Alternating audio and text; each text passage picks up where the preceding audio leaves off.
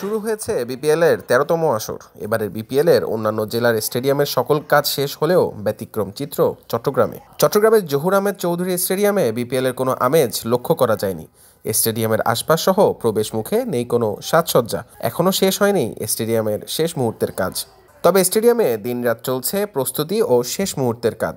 সবার শেষে চট্টগ্রামে কাজ শুরু করায় কিছুটা সময় বিলম্ব হচ্ছে, এমনটা বলছেন এখানে কর্মরত শ্রমিকেরা।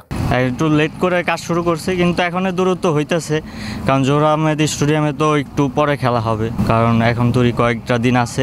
তো এই কয়েকটা দিনে আশা করি কাজ সব শেষ হয়ে যাবে। ডেলি 30 জন 40 জন 45 জন ডে নাইট করছে, করার পরে আমার কাজ আর হয়তো আজকে বা কালকে শেষ ইনশাল্লাহ। আমাদের এখানেও অনেক গোছে আসছে, আর 5-7 দিন লাগবে আর কি, একবার কমপ্লিট হয়ে যাবে। সংস্কার করা হয়নি স্টেডিয়ামের প্রবেশ মুখে অবস্থিত খেলোয়াড়দের ভাস্কর্য। অযত্ন ও অবহেলায় পড়ে আছে ভাস্কর্যগুলো।